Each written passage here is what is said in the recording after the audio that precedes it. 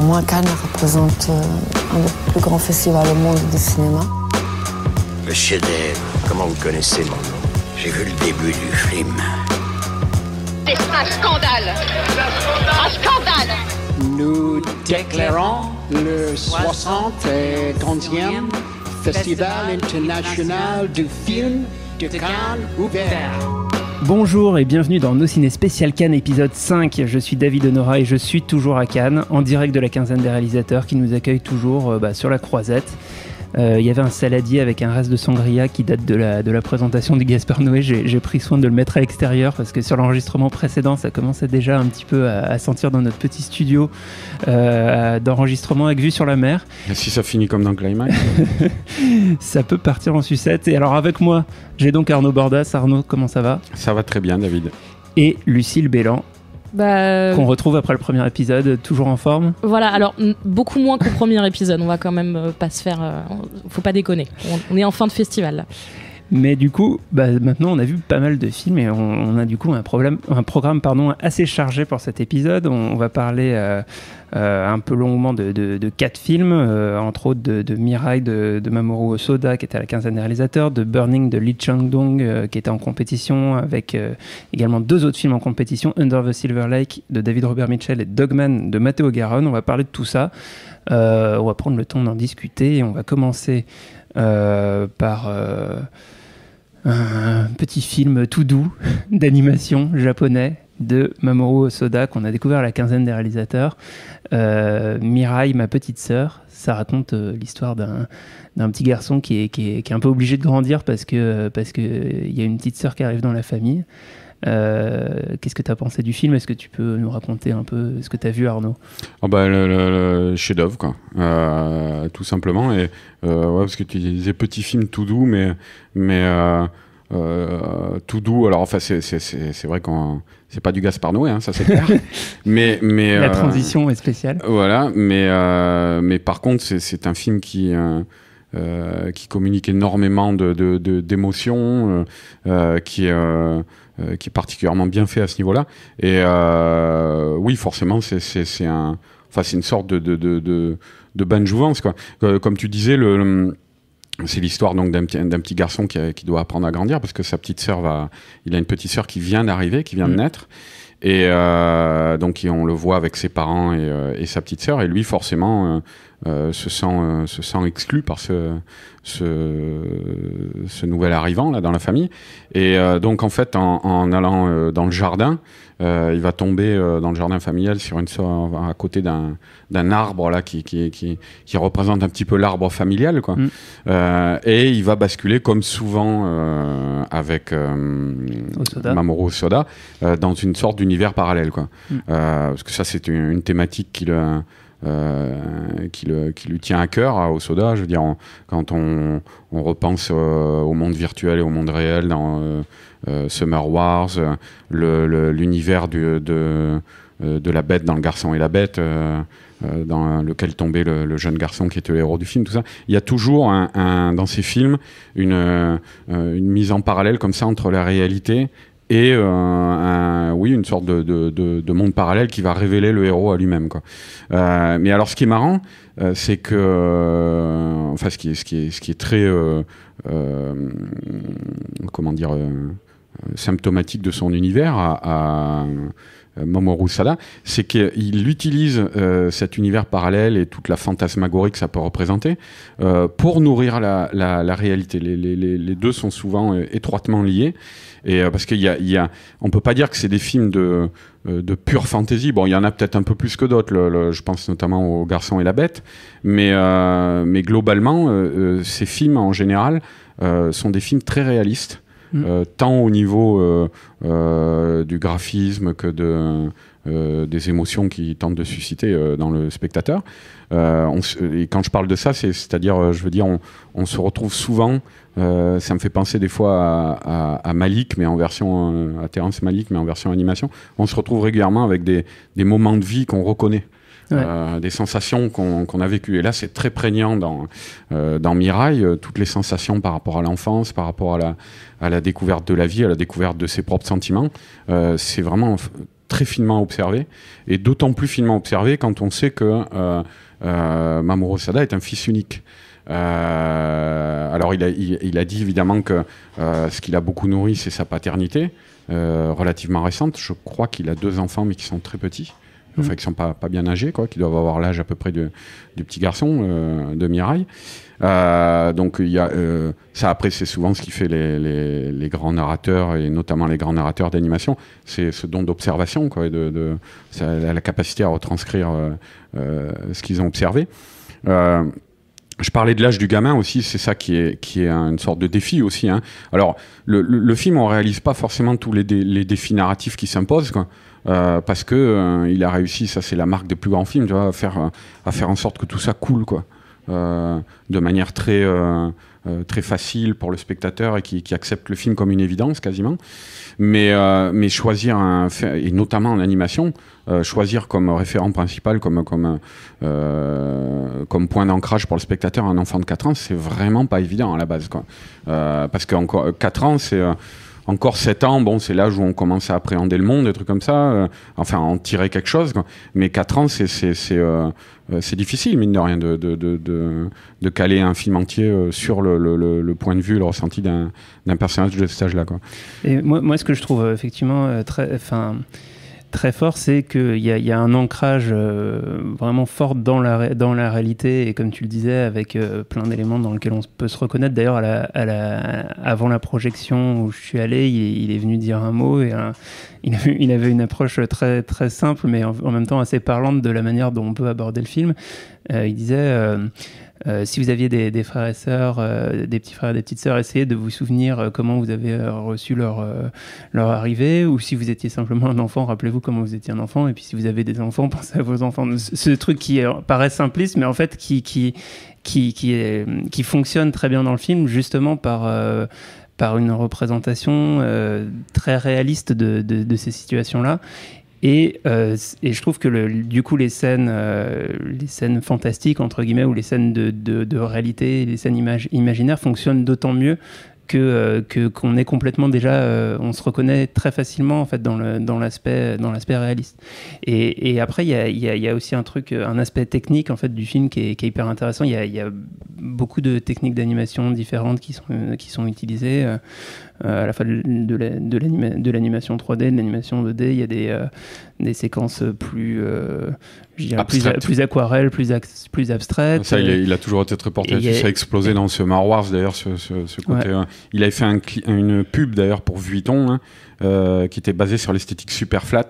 Et il a toujours été très fasciné par, justement, ce côté animation presque abstraite, quoi, tout en le faisant côtoyer avec une animation beaucoup plus réaliste. Et avec des choses très fidèles. Enfin, il y a des détails.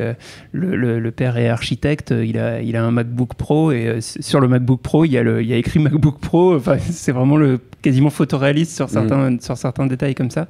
Et puis t'as ce plan d'ouverture qui revient souvent dans le film, aussi, avec le mouvement de caméra qui part de, je crois que c'est Tokyo, la ville, hein, il me semble on est dans la banlieue de Tokyo, et un mouvement de caméra à l'échelle de la ville comme ça, et puis qui va dans la banlieue, dans le petit faubourg où habite la famille, là, et qui resserre de plus en plus sur la maison, quoi. Il est magnifique, ce plan, quoi. C'est un plan en 3D.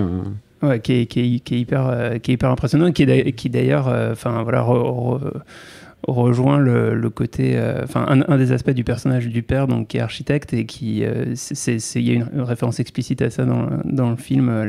C'est la bonne qui dit elle est bizarre cette maison, c'est ça les maisons d'architectes. Et effectivement elle a un rôle important dans sa composition, notamment parce que c'est dans le jardin que vont se passer les échappées fantastiques. Et ce que je trouve aussi intéressant, c'est que il y a des idées de mise en scène qui pourraient être de la mise en scène dans du cinéma live, et qui sont utilisées.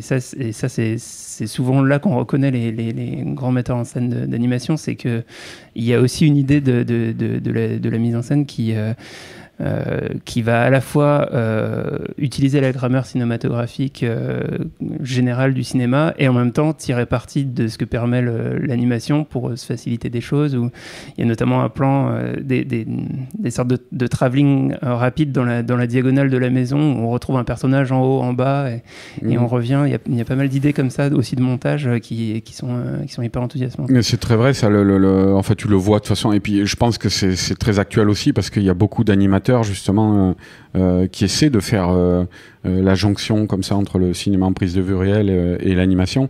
C'est pas pour rien si t'as que ce soit des Américains comme Brad Bird ou Andrew Stanton qui évoluent entre le live et l'animation.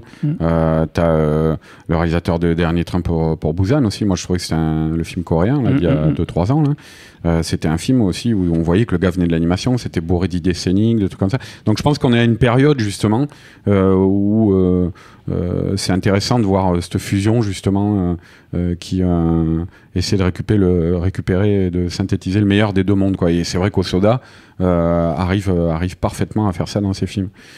Moi, ce que je pourrais dire aussi, c'est par rapport en lien à ce que tu disais précédemment, c'est la formidable capacité d'empathie que génère le cinéma de Hosoda. C'est-à-dire, il arrive à nous faire nous identifier bien souvent avec des personnages venus d'horizons différents, de tout sexe, de tout milieu social, de tous âges. Et il y a une... spécifiquement, en plus, dans le cinéma à l'heure actuelle, où les services marketing tentent de nous vendre les films en les catégorisant de manière très communautaire, quoi, je trouve ça assez salvateur Hosoda prenne le contre-pied de ça. Tu parlais du fait que on parlait tout à l'heure des moments de vie qu'on peut retrouver, quoi. Mais voilà, sachant que Hosoda a été un fils unique, moi je trouve ça étonnant qu'il arrive à cerner toutes ces problématiques avec autant d'acuité. Mais étonnant, pas tant que ça, parce que finalement, voilà, c'est quelqu'un qui fait beaucoup marcher ce que je disais, son empathie, et à arriver à retranscrire ça de manière cinématographique, quand même. Alors, donc, Mireille, Ma petite sœur de Mamoru Hosoda, ça va sortir évidemment en France. Ça sera distribué par Wild Bunch. On ne connaît pas encore la date de sortie. Ça serait à la rentrée, a priori. À la rentrée, à l'automne. Et on va passer du coup à un autre film. On change complètement d'univers, mais on reste dans l'Asie qui, en fait, à Cannes, est plutôt très forte cette année. On a déjà parlé du film de Koreeda, du film de Jazanke, du film de Bigan. Vraiment, la sélection asiatique est de très bonne qualité. Et on va parler maintenant de Burning du coréen Lee Chang-dong, qui est un film en compétition et qui parle de quoi, Lucille? Raconte-nous. Alors, ça parle de quoi? Ça parle d'un jeune homme qui vient d'un milieu rural, qui est monté à Séoul pour devenir écrivain, qui vit de petits boulots et qui, un peu par hasard dans la rue, retrouve c'est elle qui le retrouve d'ailleurs, une amie d'enfance, une jeune femme très évaporée, qui, pareil, est un peu perdue dans la vie. Et arrive un troisième personnage, un jeune homme de la jeunesse dorée, qui la rencontre, elle, pendant un voyage. Et c'est un peu le triangle entre ces trois personnages. Moi, je le disais dans la première émission, Lee Chang-dong, il m'a toujours profondément ennuyée. Poetry et Secret Sunshine, c'est des films qui m'ont jamais happé, et donc là j'en attendais pas grand chose, sachant qu'il a toujours eu des prix pour ses films à Cannes. J'y allais confiante quand même de voir quelque chose de qualité, mais je pensais pas être touchée, et il m'a complètement cueillie. C'est la première fois qu'il me touche autant, et il y a une scène de danse face au soleil couchant de l'actrice principale Jeon Jong-seo qui danse pendant, j'ai l'impression, une éternité, mais c'est sur du Miles Davis. Sur du Miles Davis, et je pense que c'est d'une beauté. Je suis même pas sûre de voir une scène aussi belle cette année au cinéma. Alors d'ailleurs cette scène est un peu le pivot du film qui bascule dans la deuxième partie dans complètement un autre registre, enfin qui quelque chose vers qui relève un peu du thriller, tout à fait, thriller mystérieux, alors qu'on est vraiment au début dans une histoire sentimentale avec à la fois c'est effectivement ce que tu disais, cette histoire de personnage, en tout cas l'opposition entre le jeune homme qui roule en Porsche et qui vit à Gangnam et celui qui vit à la campagne avec sa petite camionnette et qui sont tous les deux, qui convoitent la même jeune fille. Et moi, effectivement, alors exactement de la même manière, j'allais vraiment à reculons découvrir ce film. Et il y a quelque chose de... déjà qui moi m'a pas mal captivé dans la première partie, c'est cette actrice. En fait, c'est une actrice débutante, on t'a dit son nom, Jeon Jong-seo, qui je crois c'est son premier rôle. Je faisais des petites recherches sur internet et apparemment les journalistes sont pas contents parce qu'elle cachait son visage en arrivant à l'aéroport. Enfin bon, il y a des histoires comme ça. Mais en tout cas, elle débute au cinéma et c'est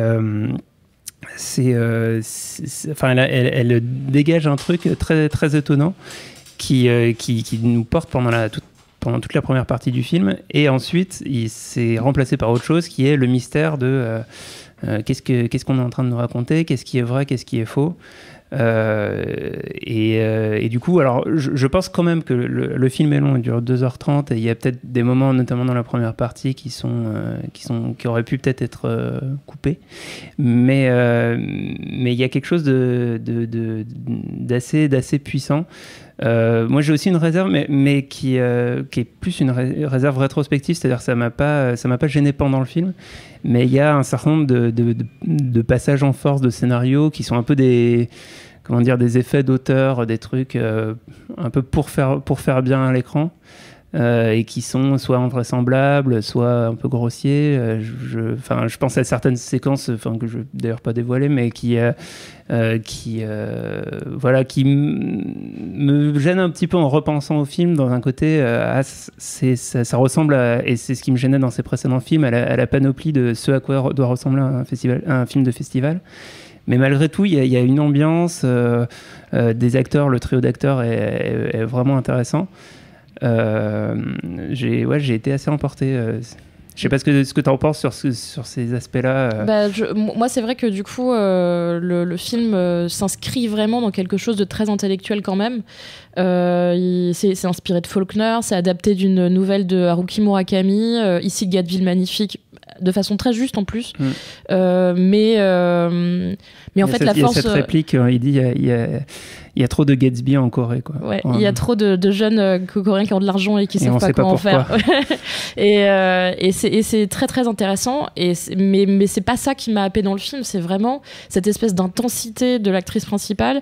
Et c'est bizarre, c'est que le second personnage purement principal qu'on suit, donc le jeune auteur, qui est assez taiseux finalement, il y a un truc qui se crée entre lui et nous, qui est de l'ordre c'est impalpable, quoi. C'est assez magique. Franchement, je m'attendais pas du tout à être prise comme ça dans ce truc. Et moi, tu vois, les 2h30, je les ai vraiment pas vus passer.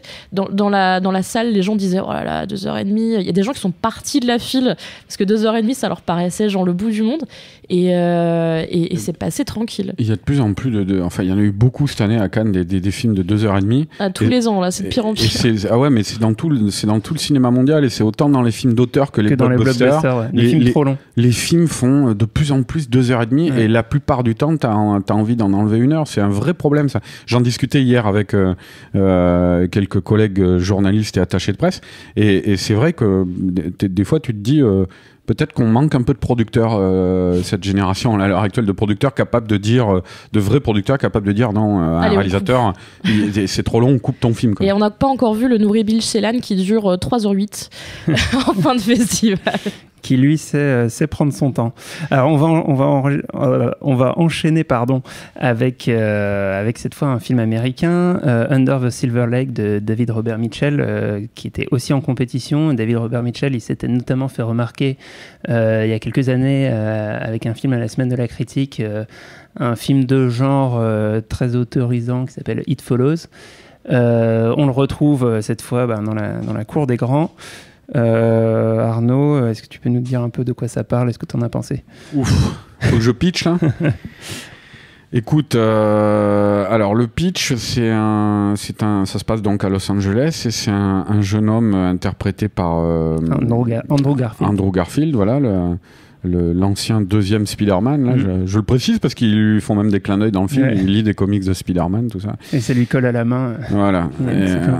Mais donc, oui, voilà, c'est le genre d'idée très littérale et très bête, moi, je trouve, qu'il y a dans le film, quoi. Ouais. C'est vrai que là, vous le vendez pas bien, là. C'est-à-dire, il se retrouve avec une matière collante sur la main et il se réveille, il s'est endormi et le comics de Spider-Man lui colle à la main. Ok, on a compris le message que tu voulais faire passer. Donc, ouais, alors ce jeune homme qui rencontre une nana étrange, qui en tombe amoureux, elle disparaît. Et il va tenter de la retrouver en plongeant dans une sorte de Los Angeles mystérieux et interlope, en se mettant sur la piste d'une sorte de secte, quoi, pour retrouver cette jeune fille. Voilà. Alors, ça va, j'ai bien pitché ? Oui, parce que ce qu'il faut voir, c'est que narrativement, et ça s'inscrit un peu dans les...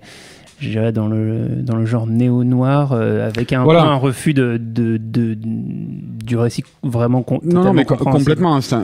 À la base, moi, je trouve que c'est un film qui relève un petit peu d'une sorte de sous-genre assez moderne. Qui sur le papier peut être chouette. Qui sur le papier pourrait être chouette. C'est un genre, je pense, qui a commencé vraiment à émerger peut-être avec, que je n'aime pas le film, hein, mais le Mulholland Drive de David Lynch, sur ce genre de Los Angeles parallèle, quoi, tu vois, mais presque au sens fantastique du terme, quoi. Et qui a été nourri par beaucoup de jeunes auteurs indépendants, bien prétentieux, comme Richard Kelly ou des gens comme ça, quoi. Paul Thomas Anderson. Voilà, aussi, ouais. Mais oui, tu parles avec son film Inherent Vice. Ouais, avec Joaquin Phoenix, le truc de Pynchon, là.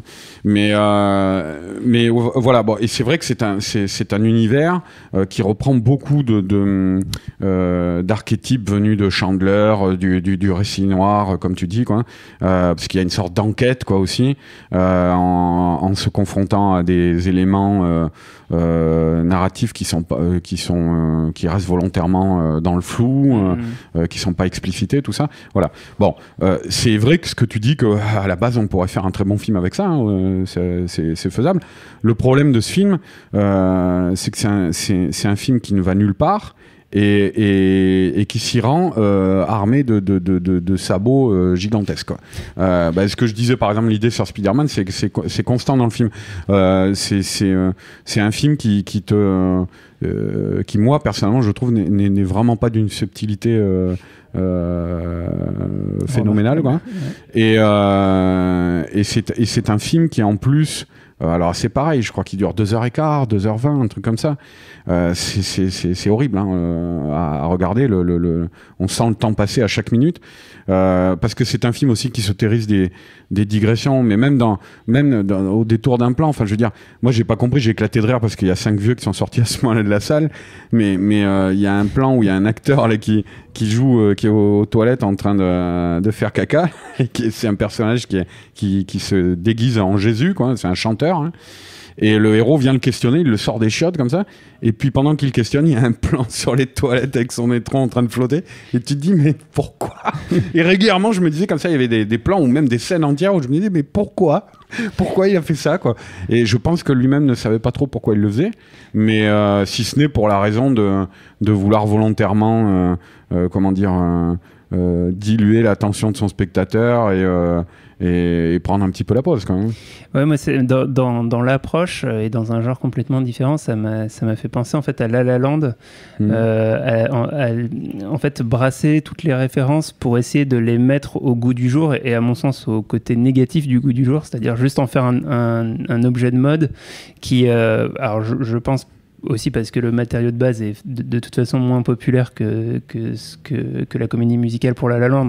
J'ai peur que le film n'ait pas du tout le même succès que La La Land. C'est pas un film populaire du tout, hein. Mais je trouve dans la démarche il y a ça, donc qu'on peut aimer, ou comme moi je suis un peu comme toi, ça me parle pas et ça m'intéresse vraiment pas beaucoup de faire ce truc là.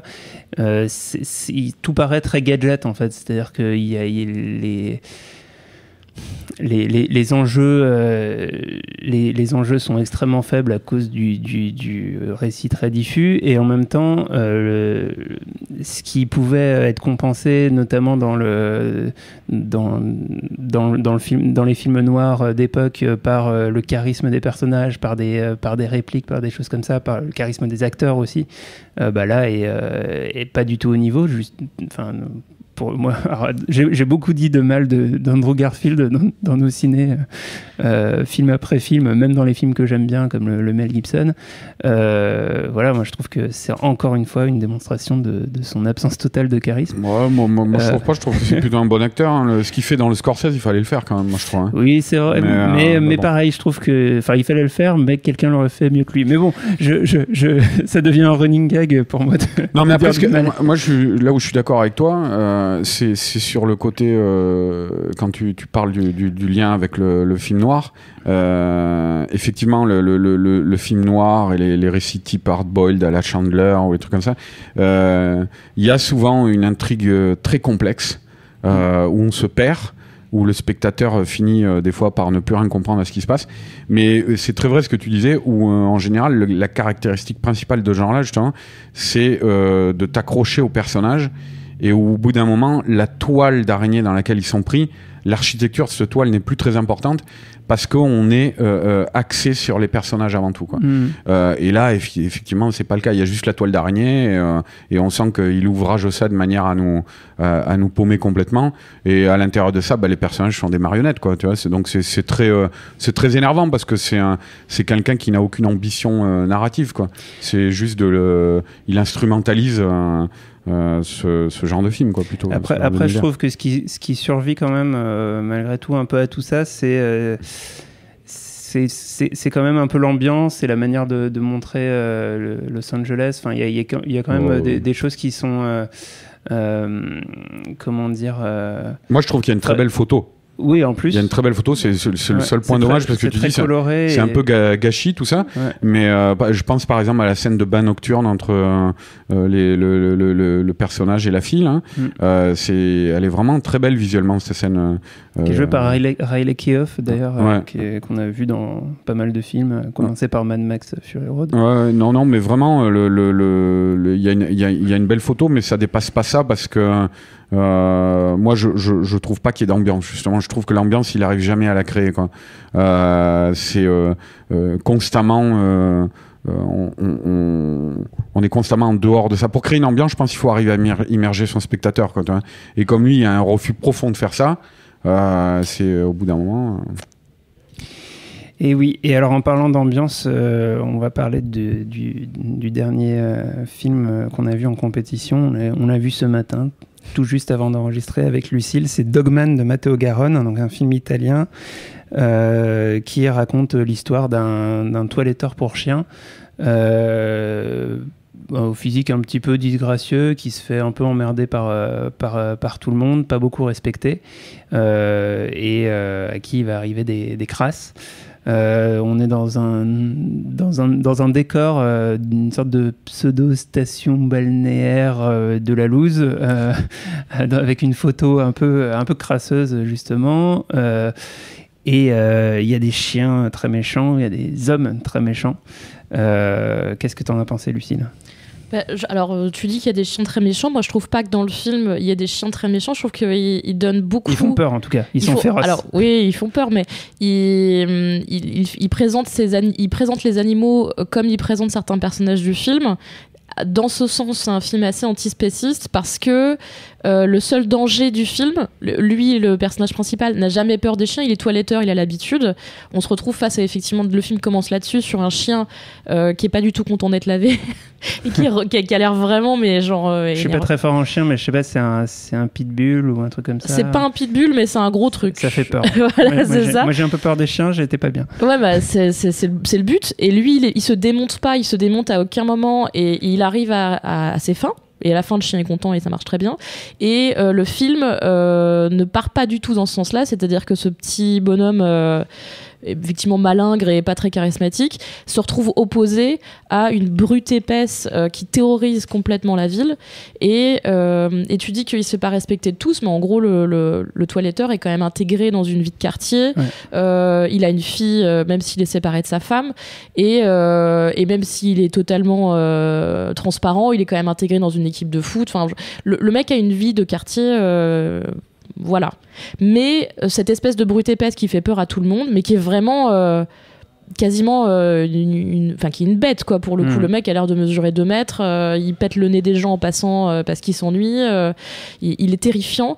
Et ce que le film démontre, c'est que ce chien au début que le toiletteur va réussir à calmer, la bête humaine, la confrontation va être beaucoup plus compliquée.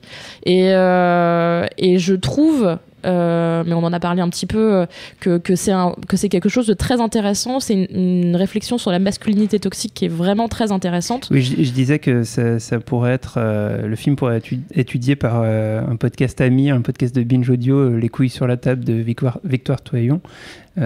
Qu'on salue. Qui m'ont passé un bonjour. Voilà. Mais parce que le personnage, même s'il est pas beau et même s'il est petit, est quand même brillant dans son travail et est un bon père, est un bon voisin et un bon collègue. Bon, après, on n'a pas précisé qu'il est aussi dealer. Alors moi, il deal un peu. Non, mais c'est parce que le film est quand même ancré dans une réalité sociale qui est quand même pas facile. Donc du coup, on sent qu'il deal un peu sur le côté pour faire un peu de thunes, aussi pour faire plaisir à sa fille. Et c'est pas la partie principale de ce personnage, en fait. Il fait ça parce que c'est une réalité du quartier, quoi.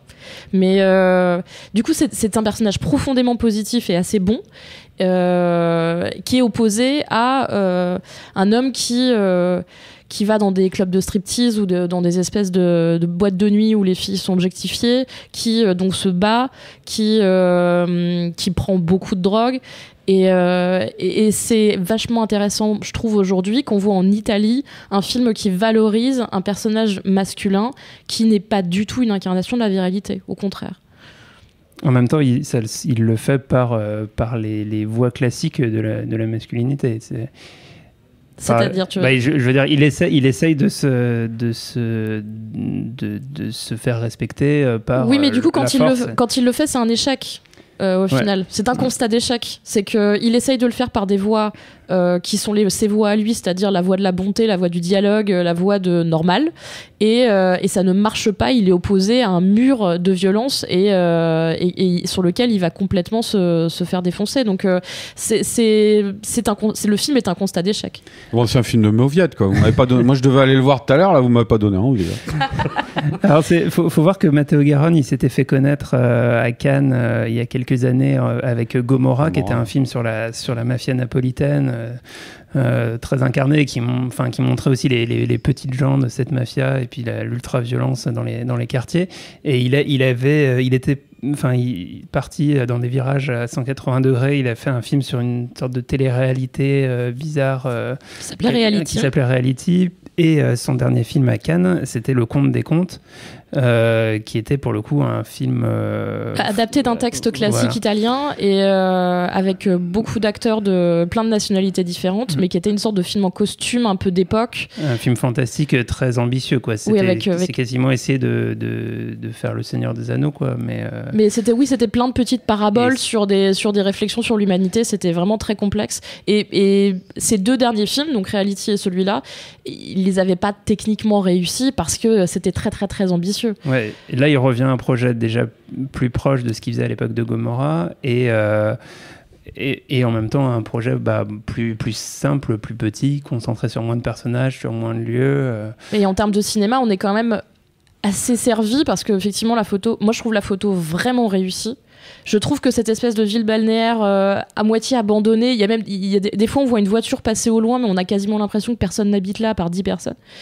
Et c'est très très très réussi. Et il a vraiment une façon de filmer les chiens qui est bluffante. Alors du coup, David, t'as dû en faire des surfroides, mais tout est... Tu vois, je te disais, c'est un film qui est propre dans le sens où on a affaire à un vrai à une vraie proposition de cinéma et un vrai travail de réalisateur pour moi. C'est-à-dire que cette histoire, elle casse pas quatre pattes à un canard, on l'a probablement déjà vu ailleurs, et en même temps, je le trouve qu'il l'a fait avec beaucoup de panache, avec beaucoup d'émotions, beaucoup d'intensité, et d'ailleurs, la violence est là, hein, le film est extrêmement violent quand même.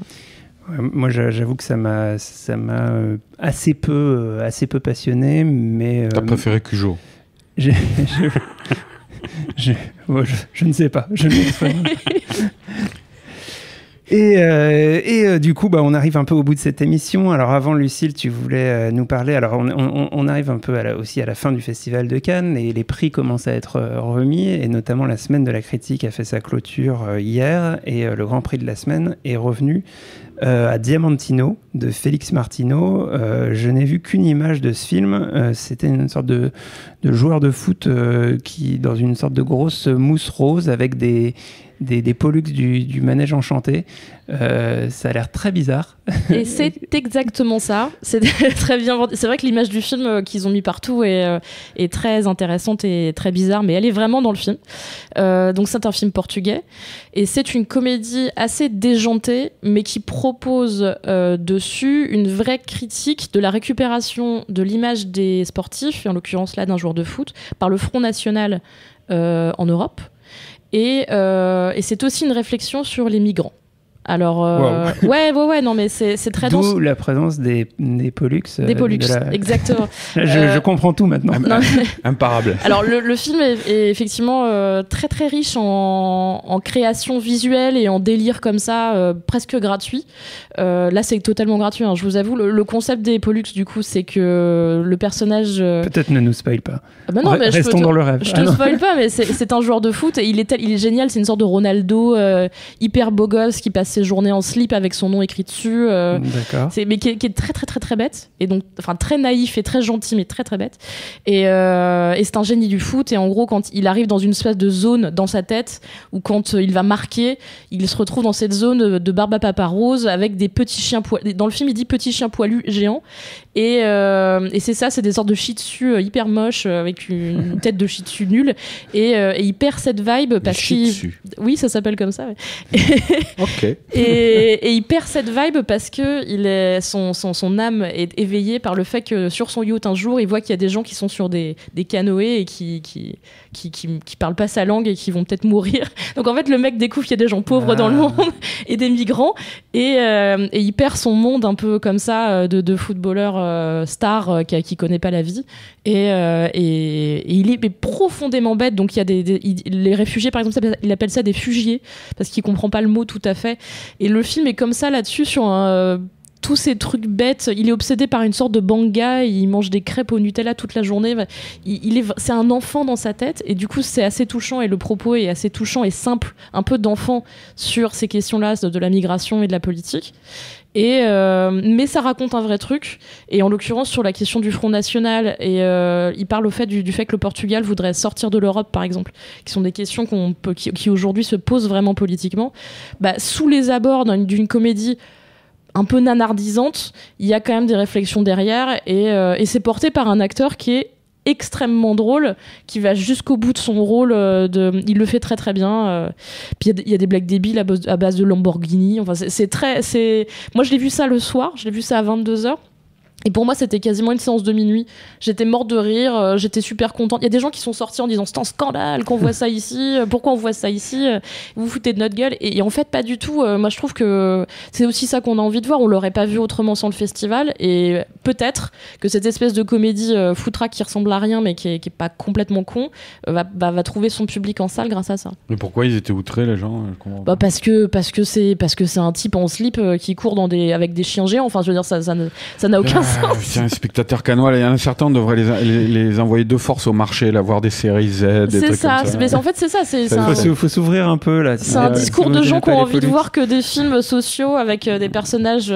Mais oui, mais parfois on peut raconter des choses en prenant des biais détournés, et là, c'est totalement le cas. Parfois, on fait ce qu'on veut. Voilà. Il n'y a pas de schéma. Et on fait ce qu'on veut, et on va même conclure cette émission. Merci beaucoup Arnaud, merci Lucille. Merci David. Merci à tous d'avoir écouté cet épisode 5 de Nos Ciné spécial Cannes. Un grand merci à la quinzaine des réalisateurs pour l'accueil. Merci à Camille, Alban et Quentin pour la prod et le son. Retrouvez-nous pendant tout le festival sur binge.audio, Apple Podcast et toutes vos applis de podcast. Et puis la prochaine fois, ça sera le dernier épisode, l'épisode du bilan, l'épisode de la fin. Et, le Avengers Infinity War de nos ciné. Et on sera tous rassemblés pour dire des choses dans vos petites oreilles. Au revoir. Au revoir. À très vite. À quel moment ça a merdé? C'est-à-dire que vous êtes là, vous êtes au Festival de Cannes, mais clairement, vous n'êtes pas du bon côté. Binge.